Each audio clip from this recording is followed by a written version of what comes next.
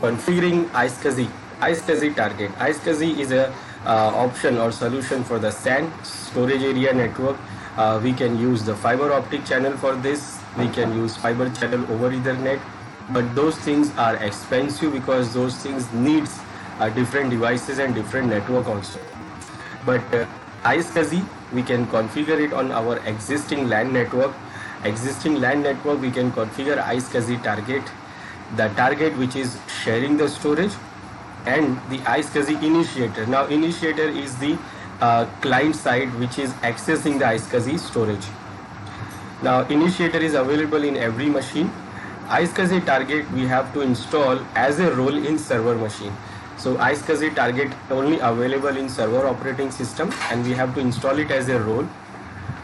After installing it, we can create iSCSI virtual disk. Now virtual disk will be shared as a iSCSI storage through the clients, and from the client side we can use iSCSI initiator that is already by default available in every client machine and even server machine also, and we can use it to connect the server, connect the iSCSI target, and once we connect it, it will available the target, the disk will be available as a physical disk in a client.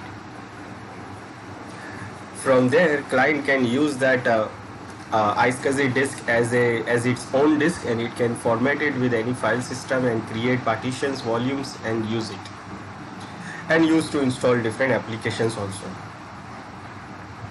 So what we can do here, so this is our server. Here I have installed the role. We can install it from here, add roles and features.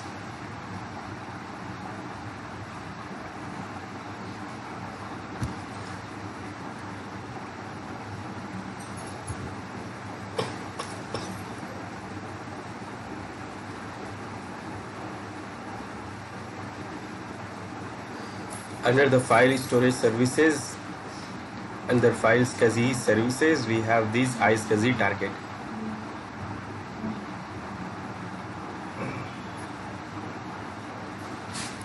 So it is already installed because I have installed it.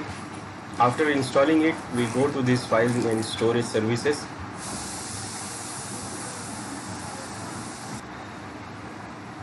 Now under this file and storage services, we click on iSCSI, and here we can create virtual disk. So I have already created here, and it is not connected because the client is not running. So when we start the client, it will automatically connect this target. So first you have to create it, then you can connect this to client. Let's check the client first. So this is our client. In the client machine, what we have to do, we have to go to control panel, and under the administrative tools,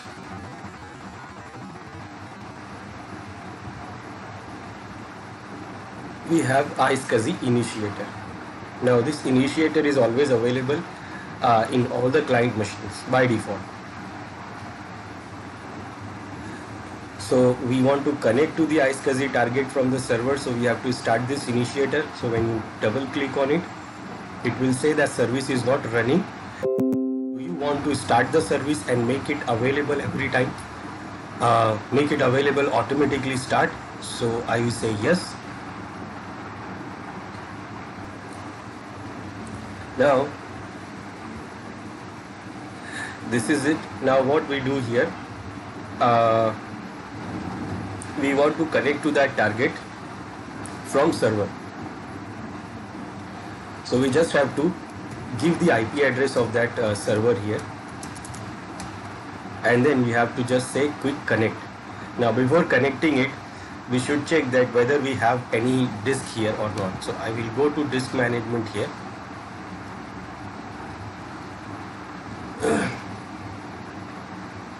Now under disk management, we can see there is only one disk available here. There is only one disk, disk 0, where the operating system is installed. There is no other disk available. Now once we connect it, then what we will get? We will get the new disk available here. So I will say quick connect. it says yes, there is a target, and we can connect it, and done. Now when we connect this, we can go to the disk management and we can see the new disk available, 5 GB. Now it is already formatted. Last time when we did connect this, we had formatted it, we created the file system, so it is now showing the file system. Even if it is any data we have stored there, so it will also show you the data also. So this is a simple way where we create the SCSI target from the server and we connect them from here. Now once we connect it, then we don't need to reconnect it again, because the service will restart every time our machine will restart. So whenever we reboot the system, it will automatically connect this target again. It will try to search the server, and if the server is available, then it will try to log into this iSCSI target and it will connect it. Now I will create one more iSCSI target from the server. Now this one is connected. I will refresh and it will show connected.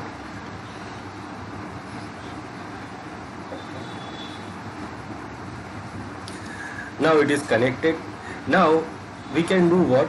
We can create a target, we can create a iSCSI virtual disk, and we can share it with multiple servers also. This is required to configure some kind of some different configurations like clusters. So if we want to configure the cluster environment in different servers, then we need a centralized storage. So for that, we can share a single virtual disk, single iSCSI virtual disk to multiple iSCSI targets also. Now this one is only shared for the other for the Windows machine, because we have added only the iSCSI initiator IQN there, like this one.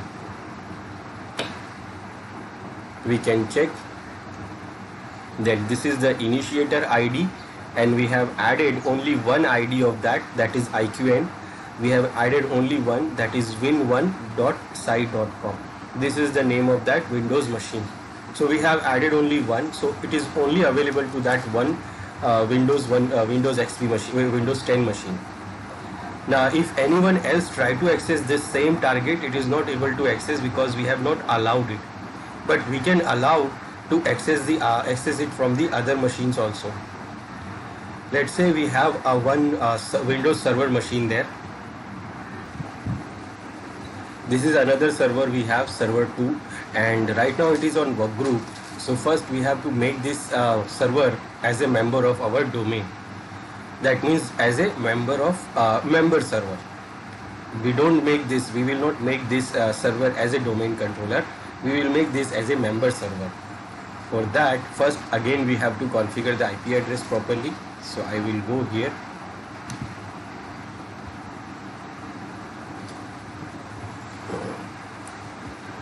Our main server's IP is 16.0.0.1.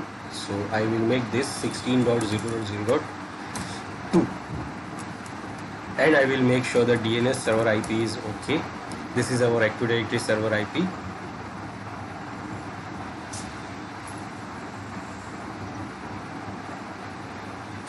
So I have configured the IP. I will refresh it. And now it is showing the IP address. Now what I will do first, I will make this machine a member of our domain. So I will go to workgroup here, and then I will select change. And this is what right now it is under workgroup. So I will select domain and the domain name.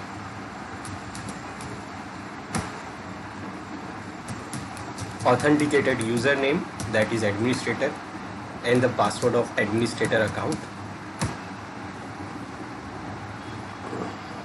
Welcome to the domain. You must restart and close and restart. After restart, this machine will become a member server for our domain, and this member server can also access the iSCSI target we shared from the domain controller.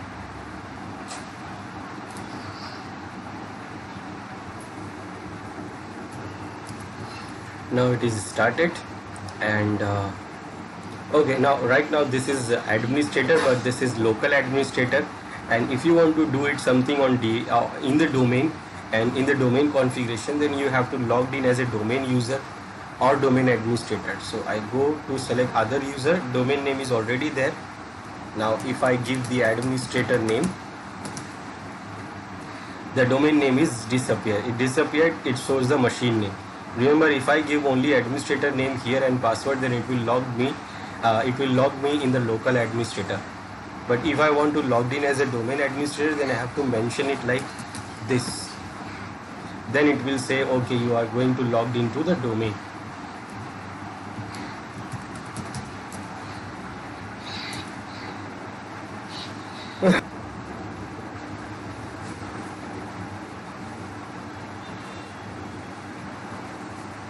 It is starting. And now when you check the local server,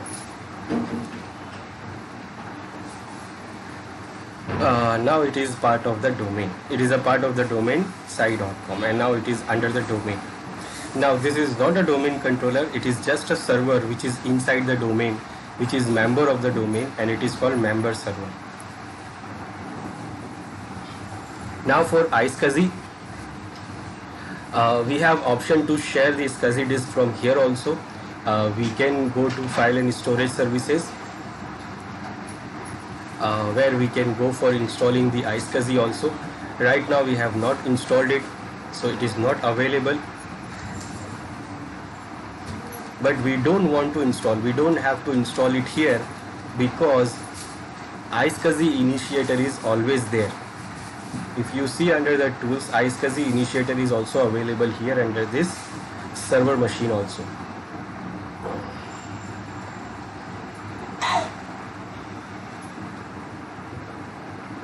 So when we check, the initiator is there.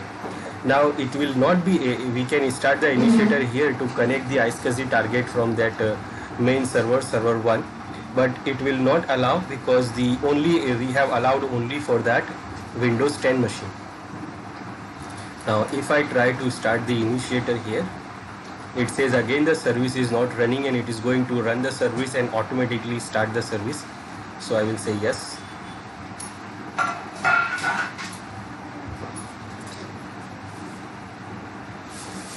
Now I will try to connect the server.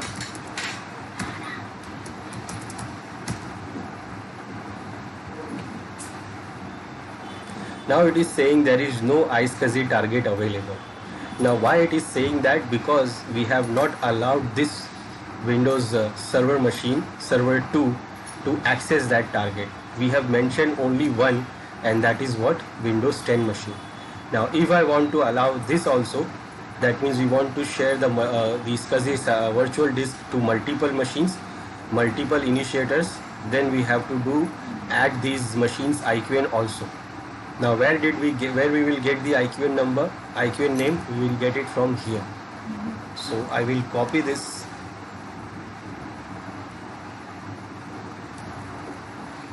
and then I will go to server.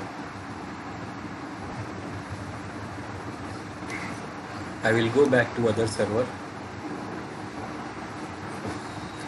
Now here, this is our iSCSI target.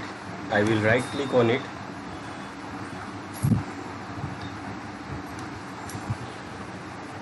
Under this iSCSI targets, you will right click on it and you go to the properties. And under the property we can see the name, description and IQN for this target. It is connected right now because Windows 10 is connected right now, and this is the initiator information. Now under the initiator we can see there is only one initiator, it is there, that is Windows 10 machine. Now I want to add Windows the server also, so I will go for add.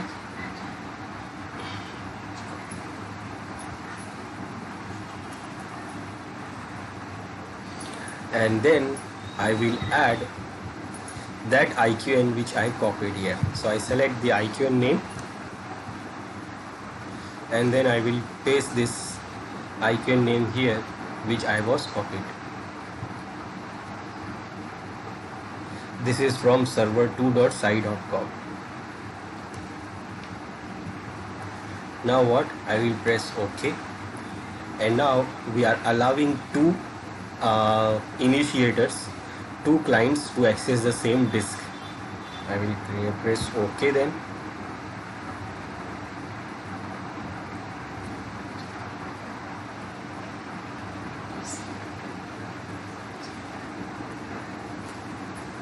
And now we can see there is two initiator names. There is two initiator name, IQN disk, server2.sai.com, and then we see IQN name win1.sai.com. Now that server 2 can also access this iSCSI target, Ask iSCSI virtual disk. Now we'll go to server there. So this is our server 2. Now I will try to access it from here. Now it was not showing any, but now I will go back to this target option and I will give the IP address of the server and I will say try to quick connect, and now it is showing that target is available and it connected to it. Now why it is connected successfully? Because now we have allowed it. Now we will say done, and now I will go to the disk management to see that disk.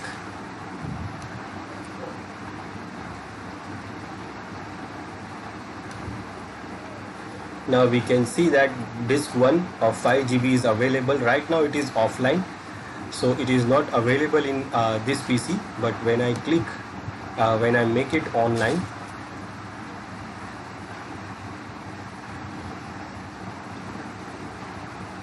now we can see that it is available here, and we can and we don't need to format it again. We don't have to create the file system because it is already created and formatted under this Windows 10 machine. So this is the same disk which we are using here. When we go to this PC, we can see that we can see the drive here. We can use this drive, we can create a files here.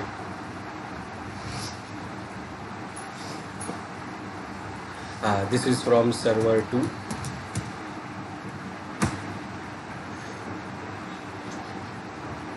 And when we go to Windows 10 machine now this is Windows 10 machine.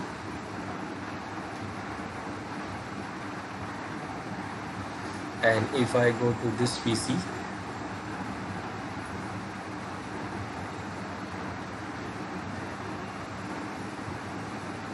so I can see that drive here also, and when I open the drive,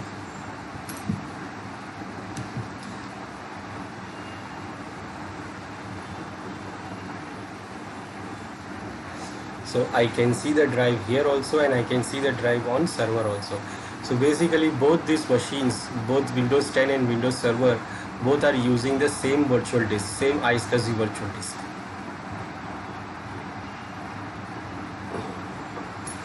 As we can see here under the disk management, we can right click, we can go to the properties,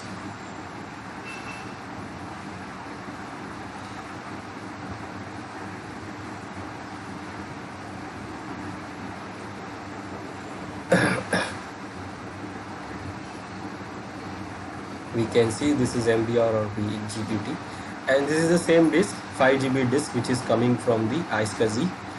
This is coming from the iSCSI server iSCSI target. So what we can do, we can configure the iSCSI target from the server, and we can share with this iSCSI target with different machines, with different clients. And the same disk we can be configured to share it with the multiple iSCSI initiators, whether it is from Windows 10 or Windows Server member server, Windows 16 member server. So we are using the disk from this Windows 10 machine also, and we are also using the same disk from Windows 2016 member server. So this is from server 1, and from server 1 we have shared one virtual disk, and it is used by the Windows 10 and Windows 2016 member server, server 2. Now we can create multiple virtual disks, and if we shared with the same iSCSI initiator or client, then it will not need to connect back again. It is automatically connected. For example, I will create one more disk here. Task, new virtual disk. Under this iSCSI virtual disk option, I'm going to create one more virtual disk, and I'm going to share it with the same iSCSI initiator that is already connected. So they don't have to connect it again. They don't have to start the initiator again and start the initiator and connect the target again. It will be automatically connected because the service is already running, and it is going to select it automatically. It searches the iSCSI target server time and time, and it will see whether any new disk is available. Now once the new disk is available, it will try to connect it automatically.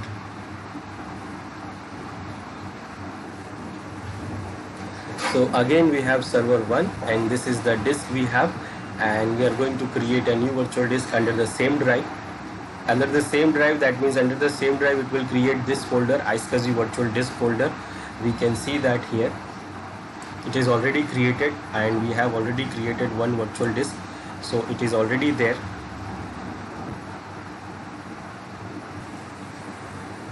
So under the C drive, it has created this iSCSI virtual disk, and when we go inside, we can see the virtual disk there. This is the first one which we created, and now we are going to create one more. So I will go next. Here I will mention the name target 2, tar 2, because tar 1 is already there, so tar 2 virtual disk will be created there. The name will be tar2.vsdx. Description we can add any. Then I will go next here. Then we will mention the size of the disk. I'm going to mention 5 GB. Either you want to make it fixed size, or you want to make it dynamically expanded. Now when you make fixed size, it will take the whole 5 GB right now, and when you select dynamically expanding, then it will expand dynamically when it is required. So it will expand the size of the virtual disk when it is required. When you select the fixed disk, then you can select this option also. It says clear the virtual disk on allocation. It will clear the file system there. It will clear the file system, it will fragment the file system, and it will take a lot of time depending on the size you are choosing. So I'm going with the dynamic option, and I will go next. Now it is saying that this is the target 1 which is already connected with these two initiator. So do you want to use this same target to share this the next virtual disk? So if you want to share this, if you want to use the same, then because we can it is already there, so we can select this also. Or you can create new also for the new configuration. New configuration, for example, we have not mentioned any security feature here with this initiators.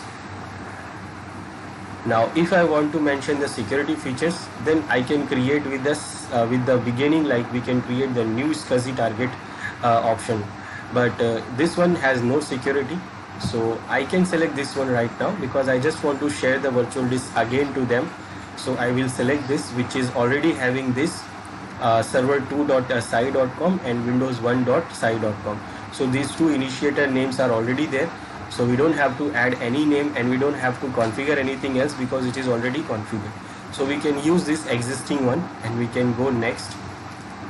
So this is right now directly come into this page. It says that okay, this is the summary. We have selected these two access servers are there, like this Win1 and server 2, and security is disabled. Now I will create this,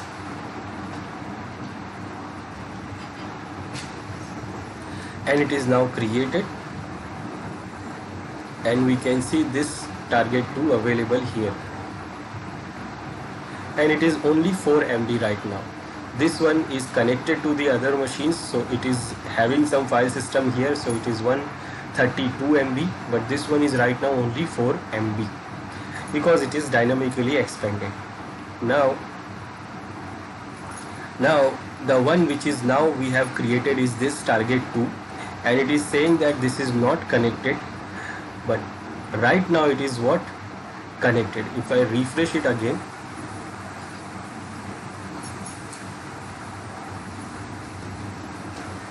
and now you can see it is automatically connected now, this target 2. Now why it is automatically connected? Because those machines, those Windows 10 client and Windows server member server, they have automatically connected it. For doing that, they don't have to do anything else because they are already connected to the same target, and we have shared this with the same IQNs.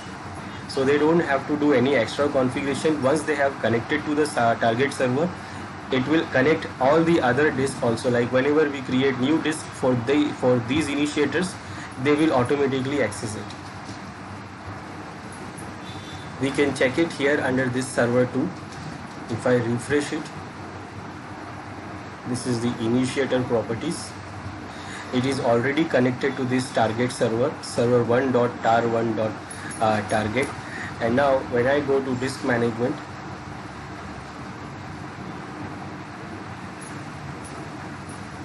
I can see the new disk is also available. The new disk which we have just right now created. This one was previously connected. Now this one is also connected, and we can use it like our own hard disk. Make it online, initialize it, and then we can make a file system.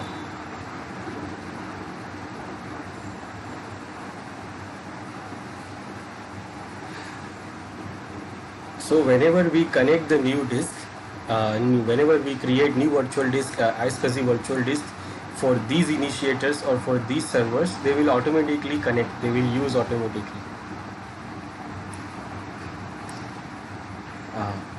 And now we can see this E and also F is also available. Now we have not configured the security, but we can configure the security also. We can configure the security for the virtual iSCSI virtual disk. So now we will do what? We will create new iSCSI virtual disk with security feature. Now these two is not having any security, but we can add the security into this these virtual disk also. Like we go here down, and this is the target. So we go here and go to the properties, and we can add the security feature here. But I want to create it from the beginning, so what I will do, I will create a new virtual disk. So I will go to task and new iSCSI virtual disk, and this time I'm going to add the security also. This is the server is same, the drive is also same.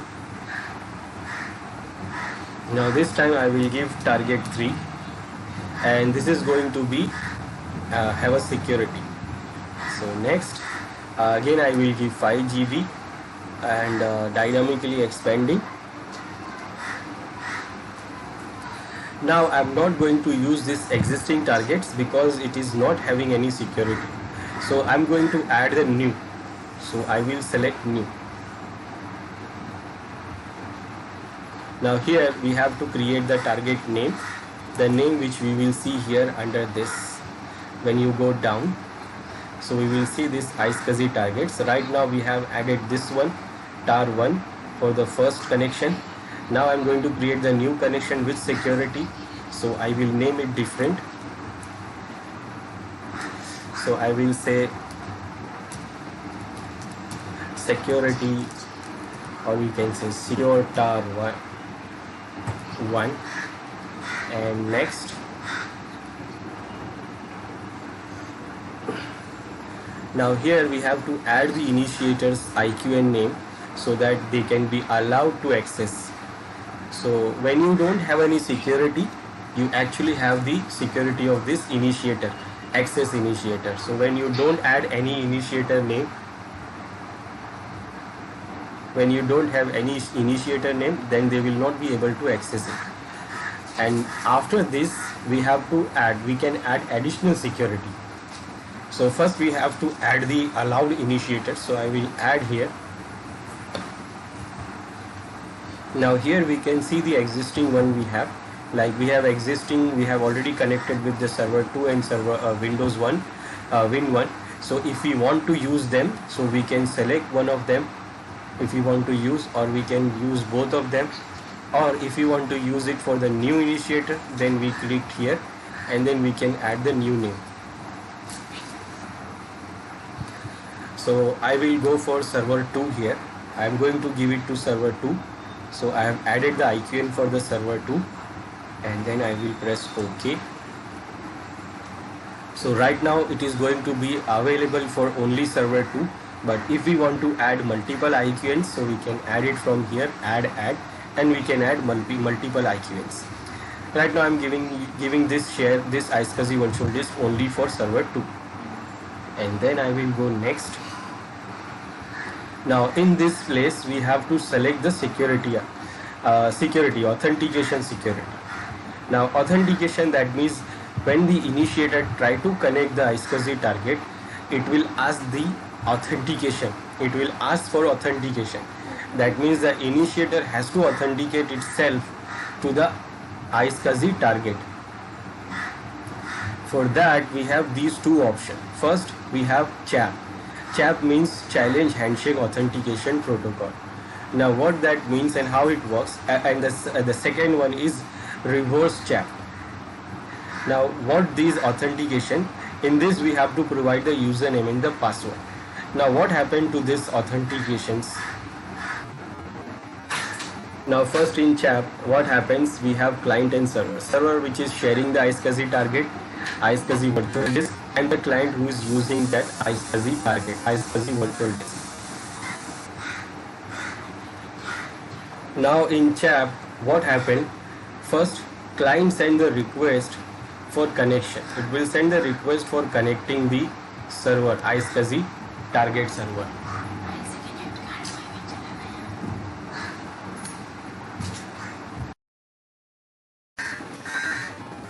Now how CHAP works?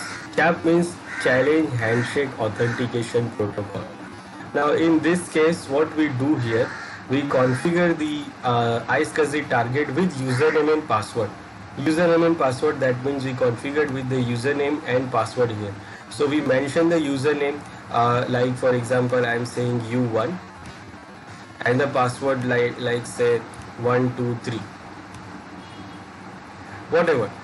So we configure the iSCSI target with the username and password, and the client also have the same username and password. It has to have the same username and password. So on the client side, the client also have to configure the same username and password in that iSCSI initiator. So when it wants to connect to the target, when it wants to connect to the server, it has to have the same username and password configured. Now first, when the client try to connect the server, it will send the request for connection. Now it will do what? The server, the iSCSI target will do what? It will send the challenge to this client. Now challenge means it will say that I'm configured with this security feature, and you have to provide the username and password according to the security feature which I have configured. So challenging means it actually sends the information about the authentication process, that what is the authentication it is configured and how it is wanted to configure, how it is wanted to authenticate the client. Now when the client knows that what the server wants, then what it sends the username and password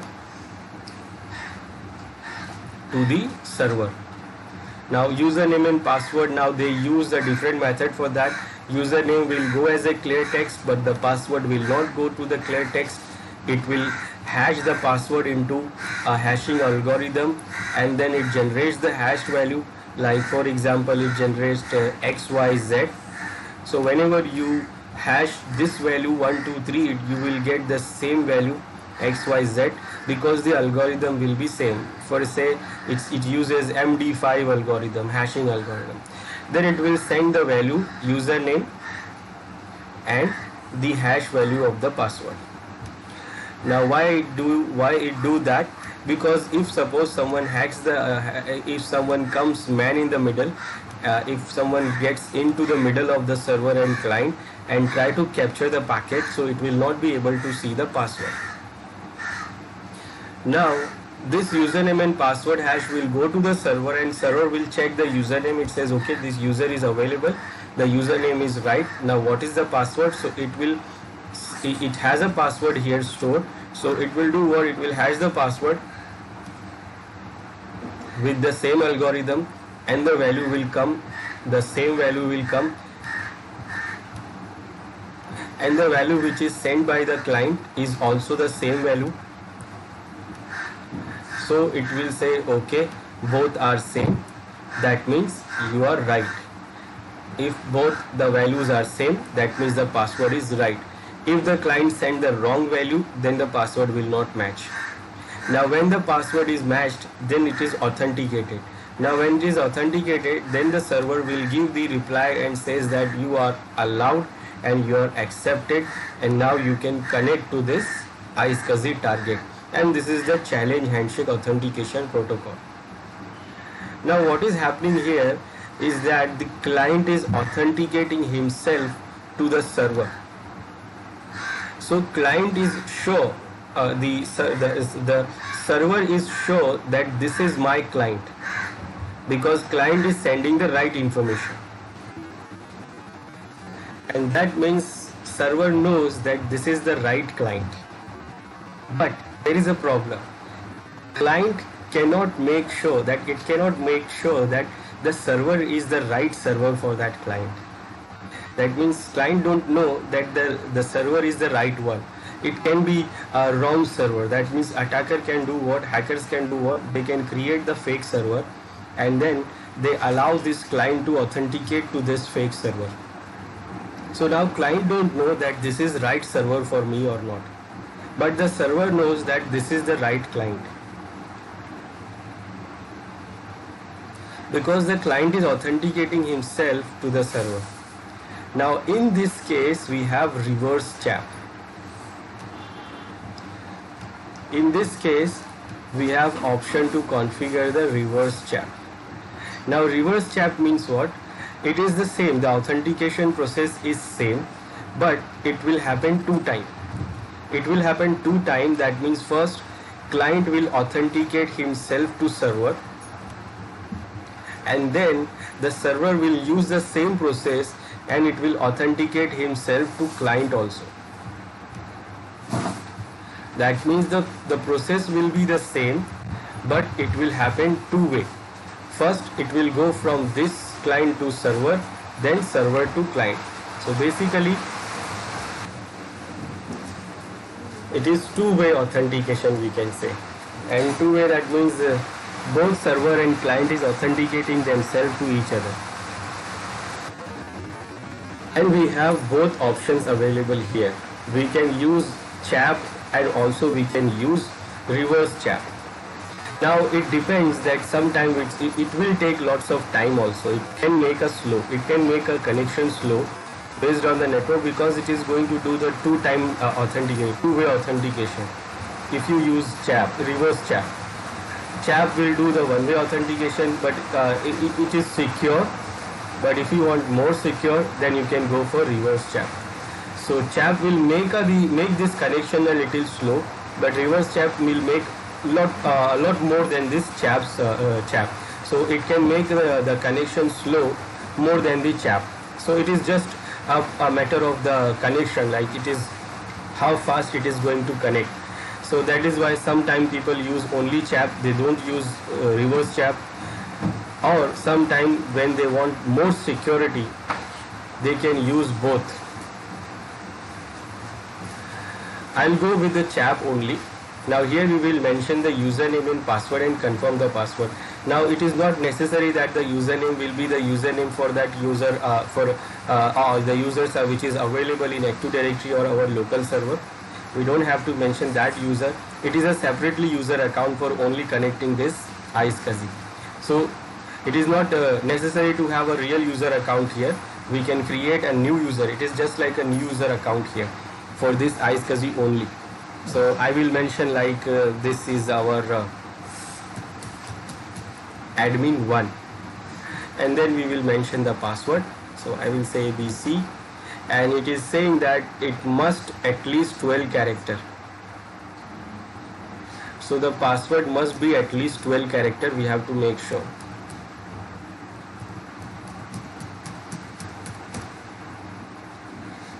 So I am making the password which is complex and at least 12 character.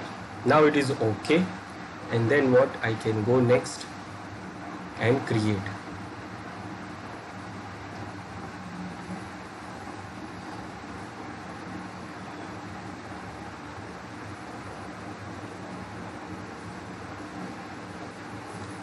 And it is now created. Now we have already two iSCSIs there, and it is already connected. It is by default connected, and when you create new one, it will also connect to the same one. If suppose we authenticate that user, if we authenticate the same iSCSI initiator, but this one is not connecting. Why? Because now we have configured security for it. To connect this one, this initiator must provide the right username and password. So it is not connecting here. Now we'll go to this server 2 and see how we can connect this iSCSI by using the username and password, and how we can configure the authentication in the initiator. Now this is server 2, and the two virtual disks are already connected. We can check from the disk management.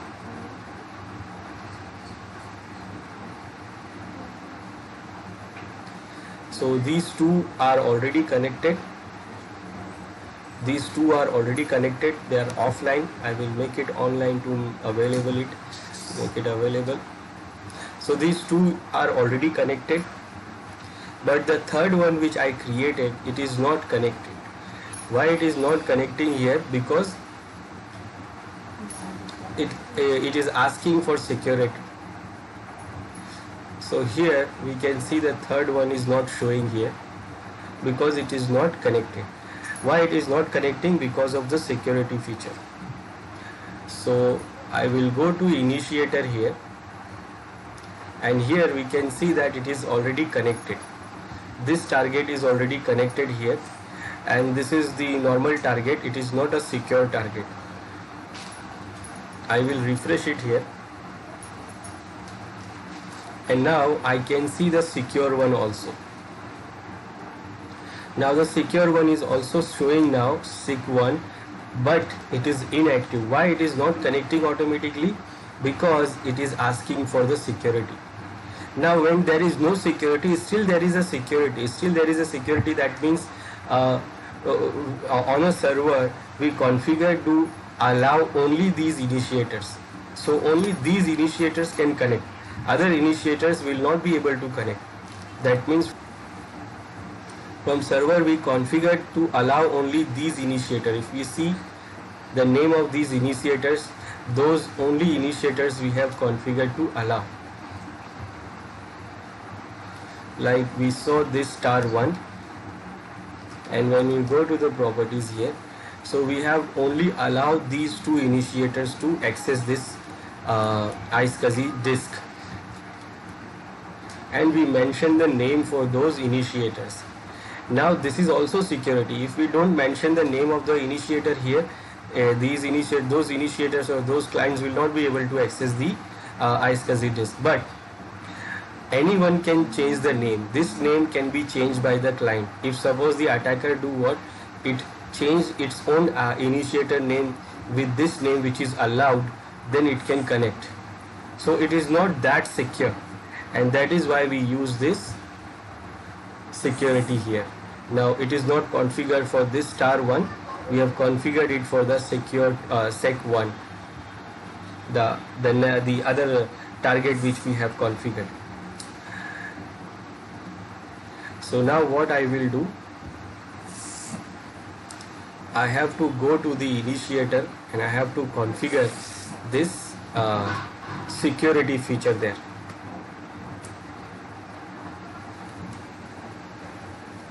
So it is showing there, and it is saying inactive because it is not connecting, because it is asking for the security. So for providing the security username and password from the initiator, what we do here, we go to we select that target, and then we click on connect, and from here we go to advanced, and here we will select this option, enable CHAP logon, and we enable it. Now it is using the default name as its own IQ and but we have changed the name,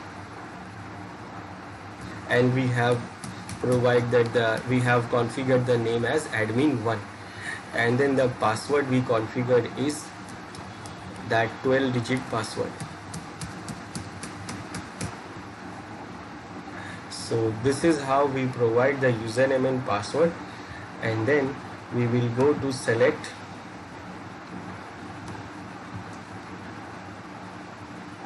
and then I will press OK,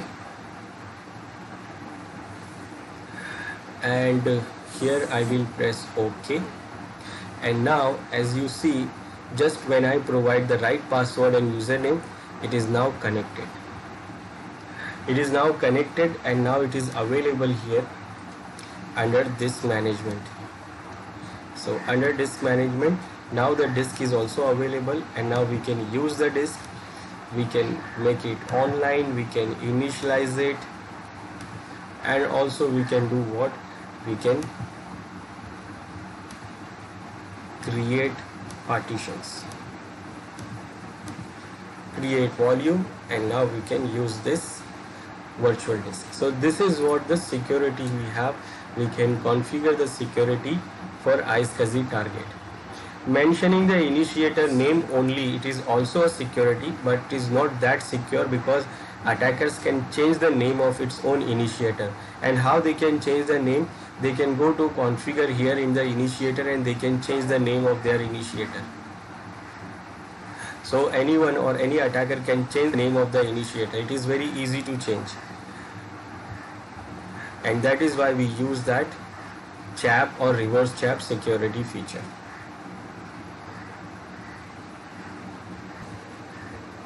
And now on the server side, you can see it is not connected, it is showing, but when I refresh it, it will show that it is connected, and now it is connected. So this is how we create the secure iSCSI target, and how we can connect it, and how we can configure the initiator to provide the right username and password, and then connect the secure iSCSI target. And this is iSCSI target with security.